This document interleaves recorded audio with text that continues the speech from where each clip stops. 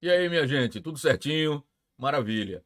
Pessoal, essa é a segunda parte da nossa primeira aula de eletricidade. Da aula que leva o título de Carga Elétrica e a Lei de Coulomb. Primeiro capítulo da eletrostática, capítulo que forma a base para todos os outros. Nós vamos para a segunda parte, vai dar tudo certo, você vai assistir a aula, tranquilo aí, vou caprichar. Mas antes, deixa eu te fazer aquela velha pergunta. Tá inscrito no nosso canal? Não. O que é que falta? Se inscreva, ative as notificações. Por quê? Porque quando eu postar a aula no nosso canal, você recebe a notificação e pode se organizar para estudar. Se gostar da aula, deixe o seu like. Para você apenas um clique para o nosso canal é muito importante.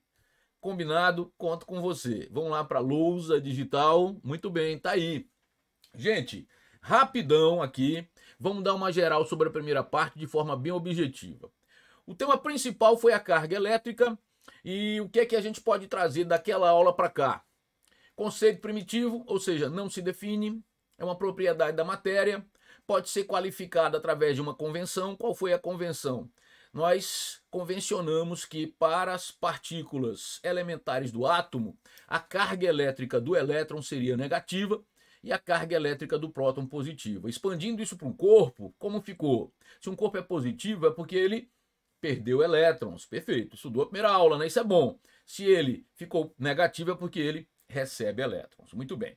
A carga elétrica também pode ser quantizada e é fácil, não é nada demais. Essa quantização da carga elétrica se fundamenta na carga elétrica elementar. Relembre, a carga elétrica elementar é a menor quantidade de carga elétrica encontrada na natureza. Esse valor é dado nas provas, 1,6 vezes 10 a menos 19 coulomb. Muito bem. Então veja, entendido isso, o que é que a gente precisa? Vou começar com os princípios da eletrostática, são dois, muito tranquila essa conversa. Depois, nós vamos conversar sobre os tipos de materiais elétricos. É uma conversa também muito simples. E, finalmente, para você entender como é que um corpo que está neutro fica eletrizado. Por quê? Porque nós descobrimos que é possível classificar, na primeira parte da aula, um corpo em neutro e eletrizado, e se está eletrizado, pode estar eletrizado negativo ou positivamente, mas lá naquela primeira parte não ficou determinado como é que o corpo pode perder ou receber elétrons. Então eu preciso conhecer os três processos de eletrização. Vai dar tudo certo, já está dando. Você vai aprender física para valer. Combinado? Vamos aí, foco na nossa lousa digital, tá aí. E o que é que eu tenho para te falar? Os princípios da eletrostática tem esse título aparentemente, né, sofisticado, mas são apenas dois princípios e um mais fácil do que o outro. São muito simples. O primeiro, inclusive, é muito velho, é conhecido, é o famoso princípio da atração e repulsão. O que é que ele garante? Que se você está falando de partículas eletrizadas, e aí você tem que se lembrar que elas podem ter mesmo sinal ou sinais opostos, sinais iguais, ambas positivas ou ambas negativas, ou uma positiva e a outra negativa. Se essas partículas estão eletrizadas, se elas estão eletrizadas com cargas de sinais iguais, elas se repelem. Se elas estão eletrizadas com cargas de sinais opostos, elas se atraem. Você já sabia disso, mas eu tenho que oficializar, eu preciso disso. Eu tenho que deixar formalizado que quando você tem partículas eletrizadas com cargas iguais, a força entre elas é de repulsão, elas se repelem. E quando tem partículas eletrizadas com cargas de sinais opostos, elas se atraem. Então, repulsão, partículas estão eletrizadas com cargas de mesmo sinal. Atração, as partículas estão eletrizadas com cargas de sinais opostos. Vamos escrever isso? Tá aí. Partículas eletrizadas com cargas de sinais iguais se repelem, enquanto as eletrizadas com cargas de sinais opostos se atraem. Estou aqui em cima, me diga. Tranquilo, não é verdade? Muito bem, respiro então. E o segundo princípio? Esse segundo princípio eu vou precisar dele daqui a pouquinho. Sim, daqui a pouco, eu vou fazer uso dele. Esse princípio vai se chamar princípio da conservação da carga elétrica. E ele vai falar de um tipo especial de sistema. Um sistema eletricamente isolado. Um sistema é classificado como eletricamente isolado se ele não permite a troca de cargas elétricas, de elementos do sistema, com elementos que não pertencem a ele. Se preferir, só é possível troca de cargas elétricas entre participantes do sistema. Então, o princípio da conservação da carga elétrica, ele vai garantir o quê? Que se o sistema for eletricamente isolado, que é aquele sistema em que só permite troca de cargas entre os participantes, entre os elementos do sistema, se o sistema for eletricamente isolado, a soma algébrica das quantidades de carga permanece constante. É isso, vai. Olha aí, eu vou sair, opa, errei aqui agora, vai. A soma algébrica das cargas elétricas existentes num sistema eletricamente isolado é constante. Tá, mas como é que você vai usar isso? Você disse que vai precisar disso e a gente usa sim. Vou te adiantar aqui uma ideia, porque aí você vai entender melhor o que quer dizer esse princípio, tá? Imagina o seguinte, um sistema é formado por 3 corpos, A, B e C. E quando você soma as cargas, dá um determinado valor que aqui não vai importar. Então eu somo as cargas desses corpos, quantidade de carga de A, quantidade de carga de B, mais quantidade de carga de C. Por que ele fala que a soma algébrica, esse algébrico aqui, por que esse algébrico aqui é importante? Porque você sabe que quando um corpo está eletrizado, ele pode ser eletrizado positivo ou negativamente, então sua quantidade de carga pode ser positiva ou negativa, e aqui você leva em conta esse sinal. Olha, você não está somando os módulos, você está fazendo a soma algébrica das cargas elétricas. E aí há troca de cargas entre os elementos, tá? Estou continuando a conversa. Aí é uma troca de cargas entre os elementos, e o que vai acontecer? Eu posso ter agora no corpo A uma carga diferente, no corpo B diferente, C também, mas a soma continua a mesma. Então eu posso dizer que depois desse evento, a soma das cargas de A, de B e de C, a soma continua igual, mas como individualmente pode ter mudado, eu vou escrever QA', QB' e QC'. Que tal? A soma algébrica das cargas elétricas para um sistema eletricamente isolado permanece constante. Fácil? Muito bem. Foco na lousa. Esses são os 2 princípios da eletrostática. A soma algébrica das cargas elétricas permanece constante para um sistema eletricamente isolado, que é o princípio da conservação das cargas elétricas, e partículas eletrizadas com cargas de sinais iguais se repelem, partículas eletrizadas com cargas de sinais opostos se atraem. É isso, estou aqui em cima para te perguntar, posso seguir? Tá confiante? Vai dar certo, vai aprender. Tá assistindo que horas essa aula? Ah, no intervalo do seu trabalho. Ótimo, é isso mesmo. Vai valer a pena a sua dedicação. Você vai aprender, vai fazer excelentes provas. Ah, é de noite, chegou cansado do trabalho, tomou um banho. Ah, mas também vai valer a pena. Vai, seu esforço, sua dedicação, junto com a nossa organização, vai dar tudo certo, tá bom? Vai aprender sim. Vamos seguir. Os materiais elétricos para a nossa parte da eletricidade, esses materiais vão ser classificados em 2 possibilidades, pessoal, 2. É claro, material elétrico, eu nem escrevi aí porque nós estamos tendo uma aula de eletricidade, mas são os materiais elétricos que podem ser classificados em condutores ou isolantes elétricos. Inclusive, isolante elétrico tem como sinônimo dielétrico. Como eu estou falando no plural, isolantes elétricos, então dielétricos, isolantes elétricos ou dielétricos, tá bom? Muito bem, mas antes deixa eu te prevenir. Isso é uma visão bem simples dos materiais elétricos, porque você, quando vai estudar, não a nossa parte do assunto, mas uma física mais exigente, buscando não só fazer Enem, vestibulares, você está buscando um estudo mais específico, você vai estudar, vai conhecer semicondutores, vai conhecer supercondutores, mas para o que a gente precisa, nós vamos apenas precisar de materiais isolantes elétricos ou condutores elétricos. Se você conseguir definir o que é um condutor elétrico, você sabe o que é o isolante. É só negar a definição. É igual a movimento e repouso. Se você definir o que é movimento, se você nega isso, é o repouso. Para um determinado referencial, se as posições de um corpo mudam no decorrer do tempo, esse referencial classifica o corpo em movimento. Se as posições não mudam, negou. O referencial classifica o corpo em repouso, concorda? Não é simples? Pronto, a mesma ideia aqui. Eu vou definir condutor elétrico e você já sabe que se negar o conceito de condutor, você tem o isolante elétrico ou dielétrico. Vai, foco na luz, eu não quero te atrapalhar, foca aí, certo? Vai escutando, deixa soar bem. Vai, ó, escuta concentrado. O material é classificado como condutor elétrico se ele tiver cargas elétricas com liberdade. Então, condutores elétricos são materiais que possuem portadores de carga com liberdade de movimento. É isso. Você fala, ih, complicou. Não, deixa eu terminar. Deixa o homem trabalhar. Veja, eu não sei ainda quem são esses portadores de carga. Acho que foi isso que você ficou confuso, não foi não? Calma, não terminei a explicação. Ah, tem muito mais? Tem mais, mas no sentido de aproximar o seu aprendizado e não afastar. Você vai ver. Para você entender isso bem, nós vamos ter que pensar em 3 classes de condutores elétricos. Vai, de olho na lousa. 3 classes. Primeira classe, segunda classe e terceira classe. Veja como é fácil.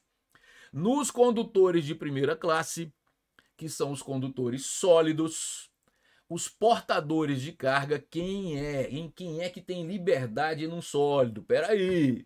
Você se lembra que quando as moléculas estão no estado sólido, as forças de coesão molecular são muito intensas? Forças de coesão molecular, relembrando, são forças entre moléculas da mesma substância. Essas forças são muito intensas, isso quer dizer que pequena liberdade de átomos, moléculas e íons. Eles apenas vibram em torno de posições de equilíbrio.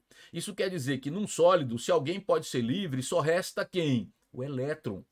Mas para não confundir com o elétron que está orbitando o núcleo de um átomo lá na eletrosfera, você vai encaixar um sobrenome, vai ser elétron livre. Ah, eu pensei que o elétron livre era em todo caso. Não, vejam, no condutor de primeira classe que são sólidos. E que materiais sólidos tem uma quantidade de elétrons livres suficiente para que possam ser classificados como condutores? Bom, um é o grande clichê do condutor elétrico, que é bom porque coincide, porque também é condutor térmico. Condutor térmico, será que tem a ver? Bom, vamos descobrir depois o que é o condutor térmico e a gente vai analisar se é uma coincidência ou se tem algum motivo comum.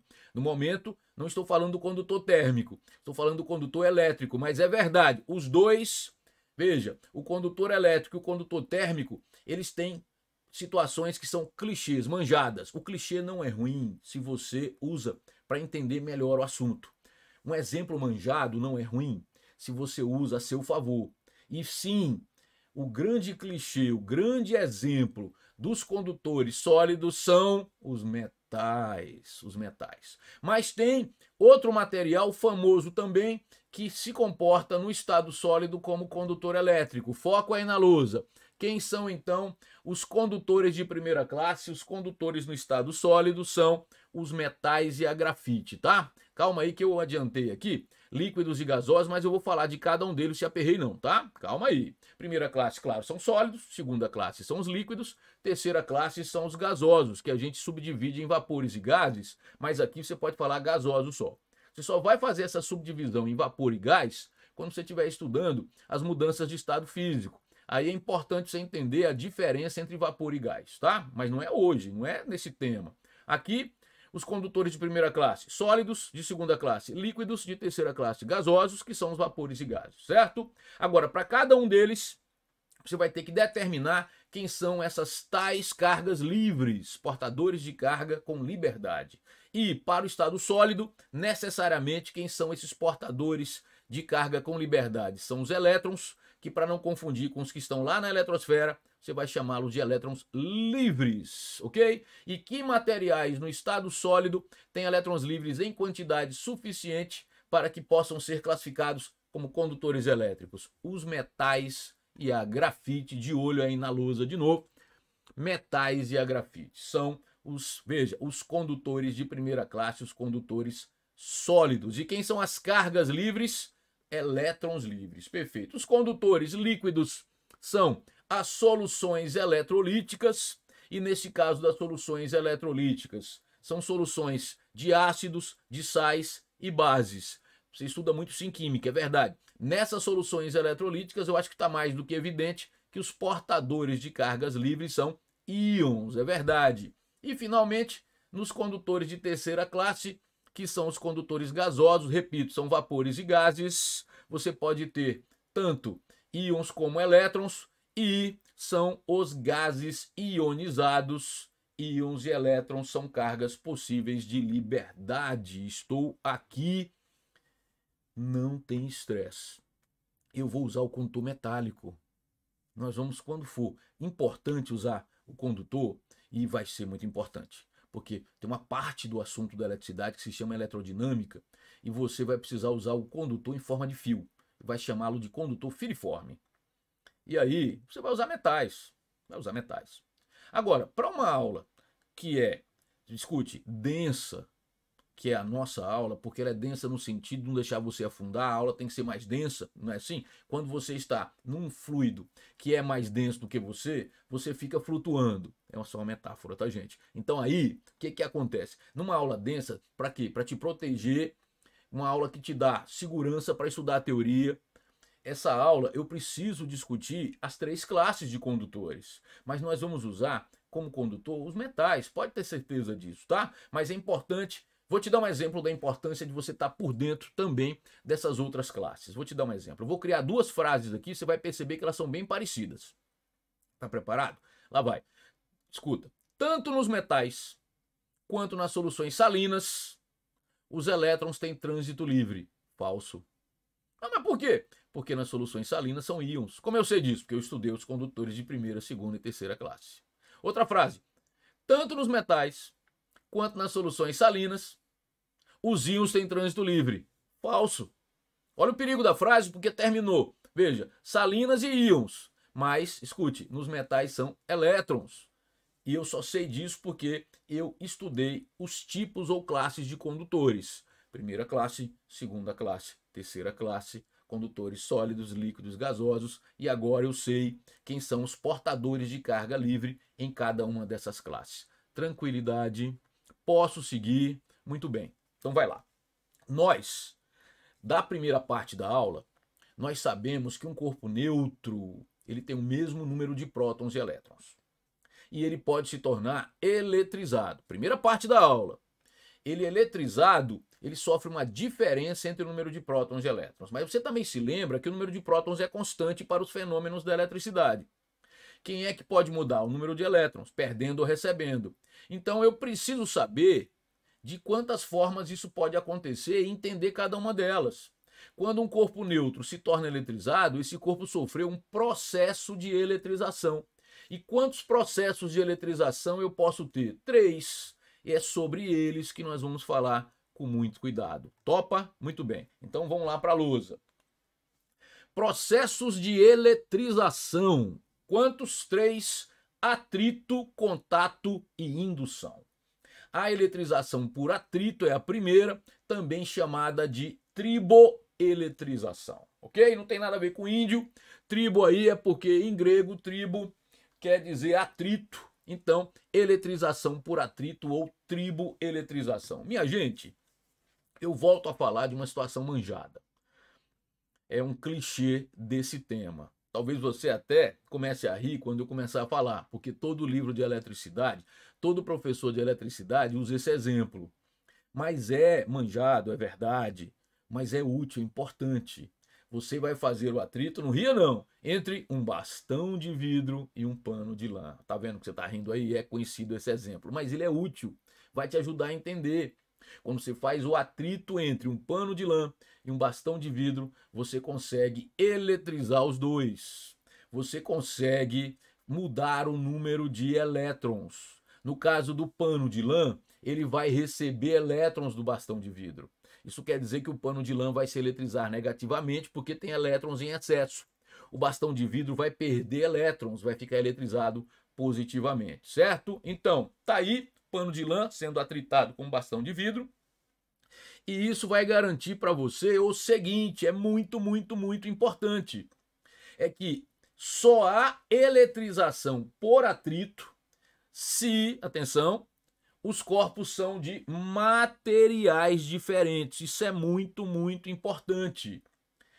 Vamos ilustrar essa eletrização. Vamos lá, ó, aqui, vou ilustrar. Você fez o atrito É uma ilustração, tá? Aqui não, era uma foto, né? Mas agora é ilustração. Você fez o atrito do bastão de vidro com pano de lã e o que vai acontecer? O bastão de vidro perde elétrons para o pano de lã. O bastão de vidro vai se eletrizar positivamente, falta de elétrons. O pano de lã vai se eletrizar negativamente, excesso de elétrons. Tá aí. Isso quer dizer o seguinte, que depois do processo, os corpos ficam eletrizados com cargas de sinais opostos. Isso também é importante.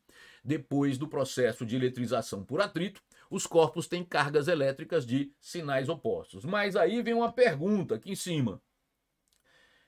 O pano de lã sempre fica negativo? O bastão de vidro sempre fica positivo? Ou será que isso é aleatório e que depois, numa outra situação, quando eu faço o atrito do bastão de vidro, com quem? Porque se for com pano de lã, essa situação vai sempre se repetir. Agora, se for o atrito do bastão de vidro com outro material, pode ser sim que o bastão de vidro retire elétrons desse outro material e que fique eletrizado negativamente e esse corpo é que fica eletrizado positivamente. Aí você vai dizer, poxa, Wendel, que confusão, como é que eu vou saber disso? Aí é que está, você não precisa saber.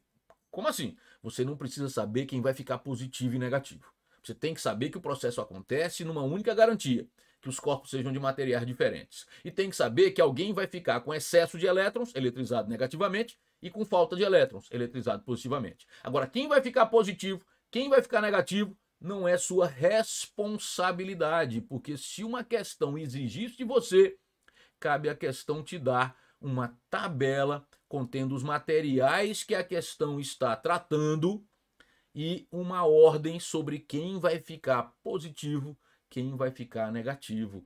Essa tabela vai receber o nome científico de série triboelétrica. É uma tabela que contém materiais isolantes elétricos, porque a eletrização por atrito ela se torna mais evidente com materiais isolantes, tá?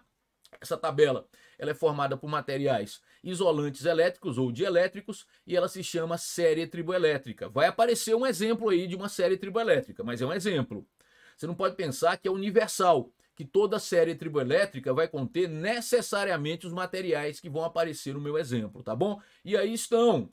Veja como é fácil interpretar a série triboelétrica. Se você faz o atrito do vidro com lã, que foi o caso, veja lá. Olha como é que tá aí essa série. Está indicando que quem fica negativo é quem está mais abaixo na tabela, concorda?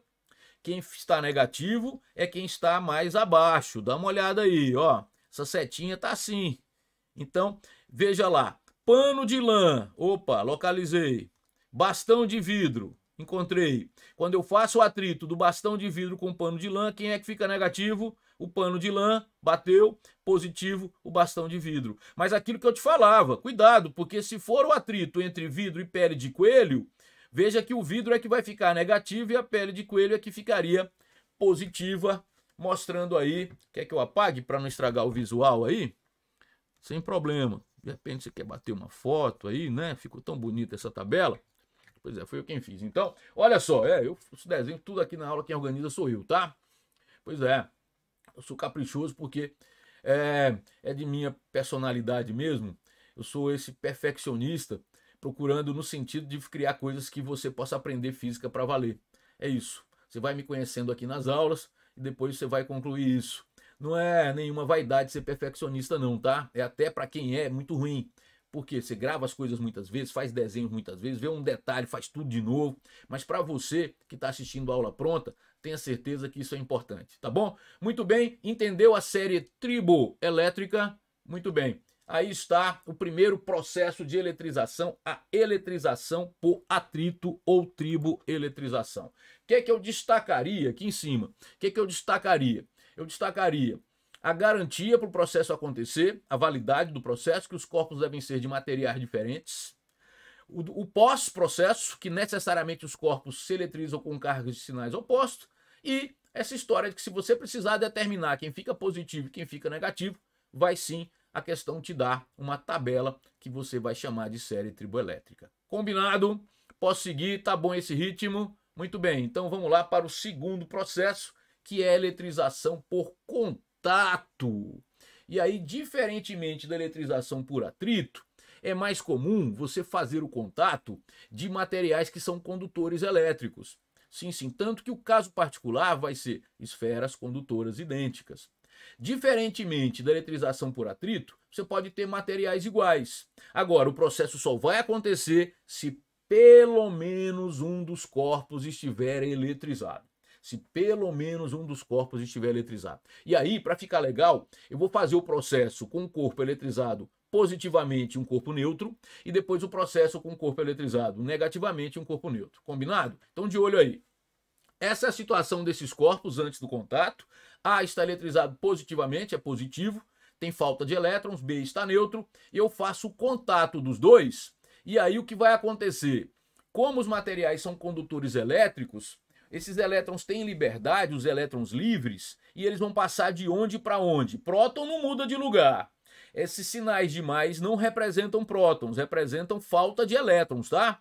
Então, o que vai acontecer? Elétrons vão passar de B para A, isso, elétrons passam de B para A, e aí, o que vai acontecer? Quando o B perder elétrons, ele vai ficar eletrizado positivamente também. Porém, claro que ao receber elétrons, a sua falta de elétrons diminui, mas não o suficiente para que ele fique neutro, tá? Isso quer dizer que depois do processo, os corpos se eletrizam com cargas de sinais iguais. Sinais iguais. Eu tive um cuidado didático aqui que nem era necessário, de você contar quantos sinais de mais tinha no corpo e você notar que é só uma simbologia, mas eu tive esse cuidado, que isso acontece nos dois corpos depois, para apenas justificar aquela história que a soma algébrica das quantidades de carga elétrica de um sistema um sistema eletricamente isolado permanece constante. A soma algébrica das cargas elétricas num sistema eletricamente isolado permanece constante. Eu fiz essa brincadeira simbólica aí, se você contar, vai lá, 1, 2, 3, 7 sinais de mais, e no final também tem 7. Não precisava disso. Bastaria você saber que depois do contato, os corpos se eletrizam com cargas de sinais iguais. Mas eu fui caprichoso nesse sentido para você se lembrar que para um sistema eletricamente isolado, a soma algébrica das cargas elétricas permanece constante. É só uma simbologia, porque ninguém vai ficar contando a falta de elétron no corpo, tá? É só para juntar essa simbologia didática e fazer, claro, você dar passo para frente no sentido de aprender o que é eletrização por contato, certo? Muito bem, então o que é que você comprovou? Que depois do contato, os corpos se eletrizam com cargas de sinais iguais.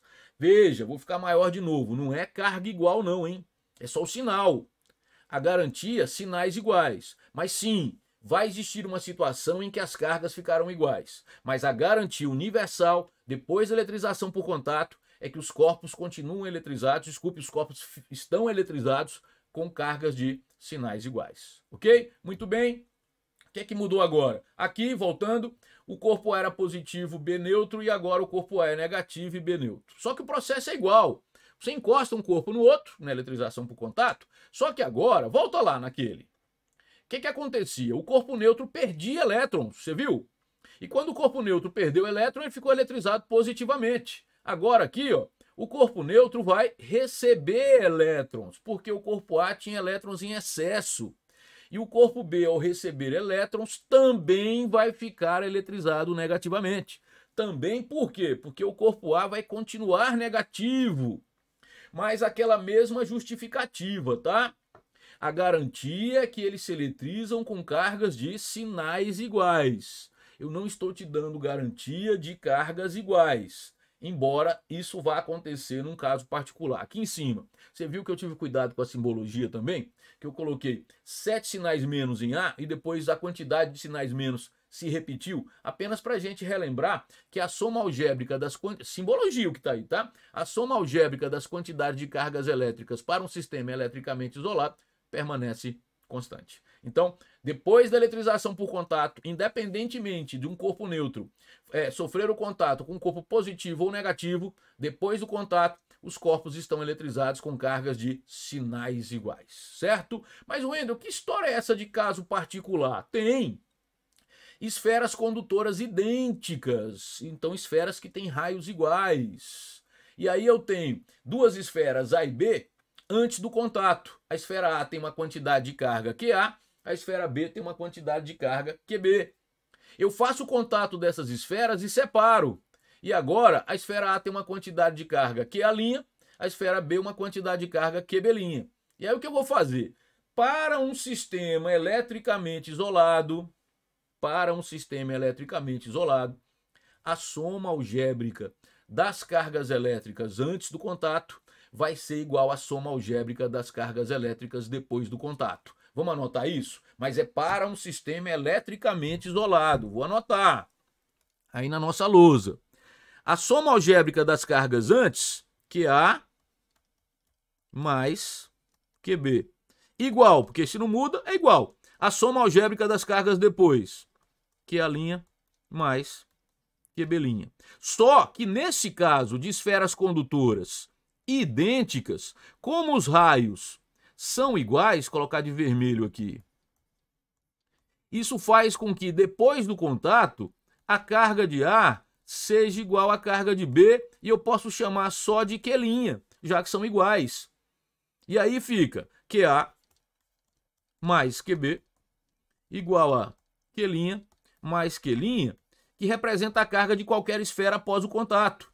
2Q' igual a QA mais QB, desce um pouquinho. Então, Q' é QA mais QB sobre 2. Sobre 2 porque eu tenho duas esferas participando.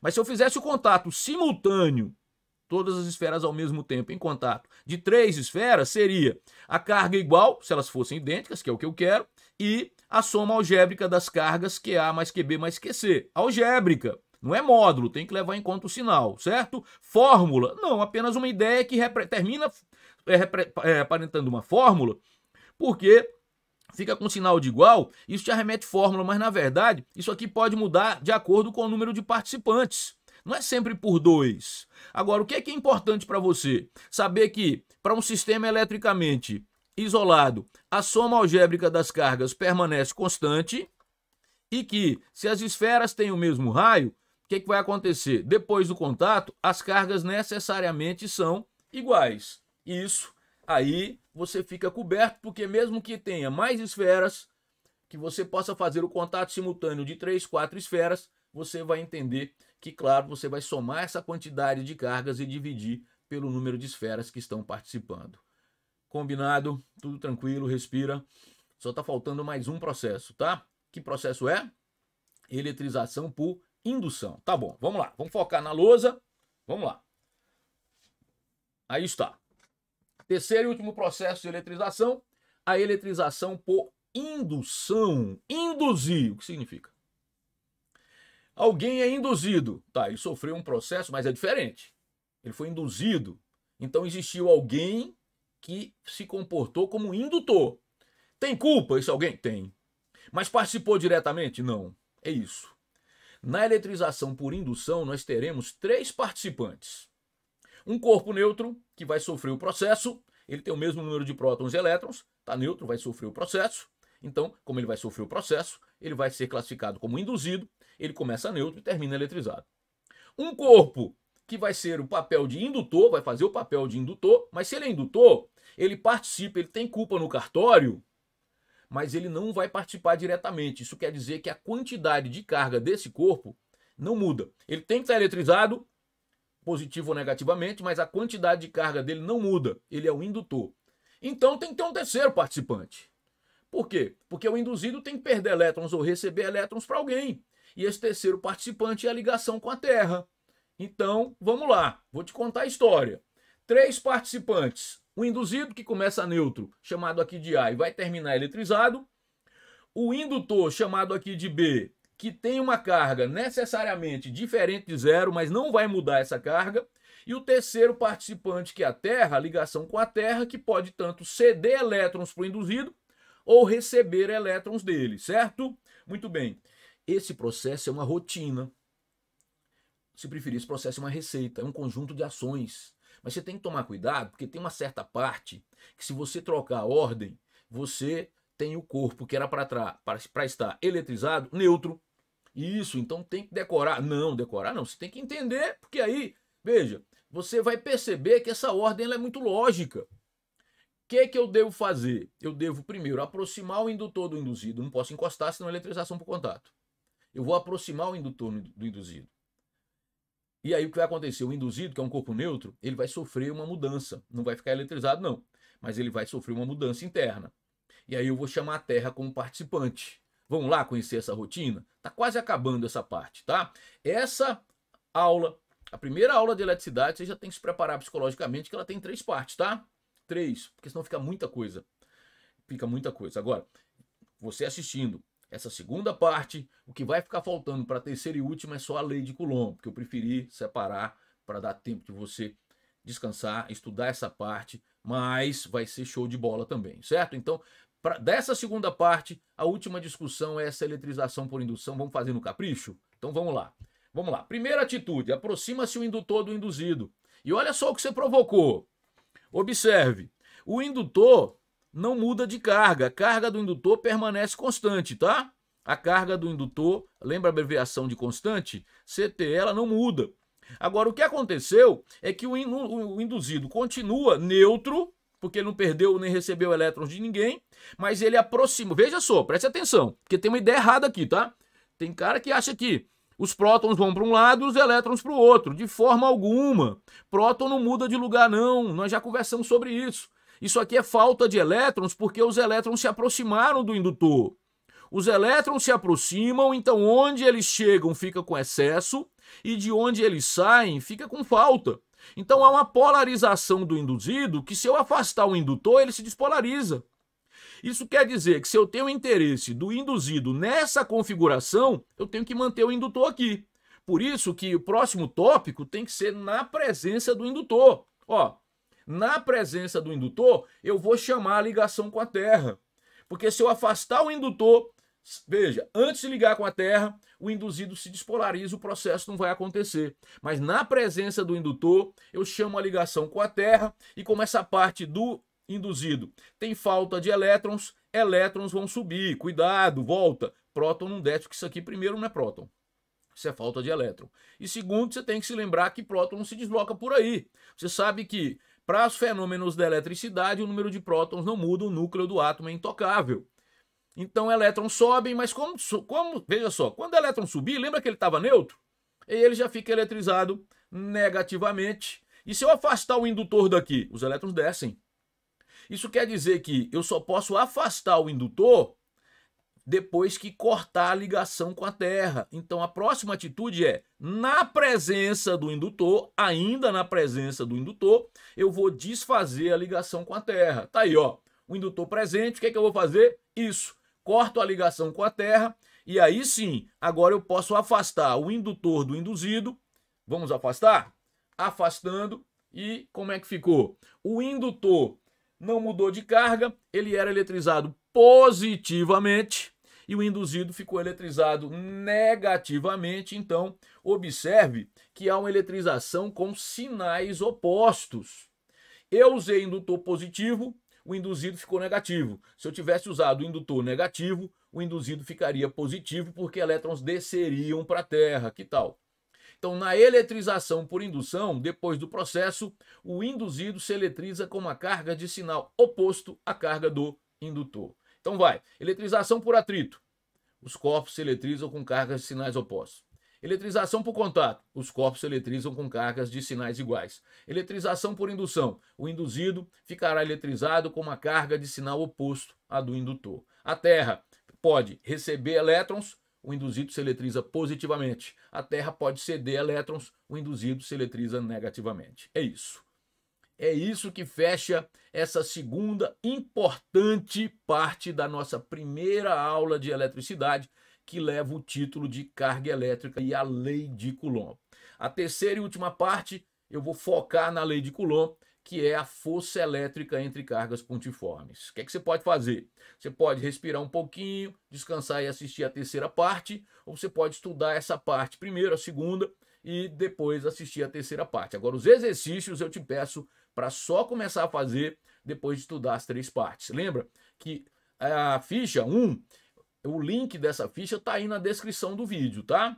Muito bem. Posso encerrar a aula? Ficou tranquilo? Muito bem. Tá tranquila? Ótimo. Deixa eu te perguntar. Tá inscrito no canal? Se inscreva.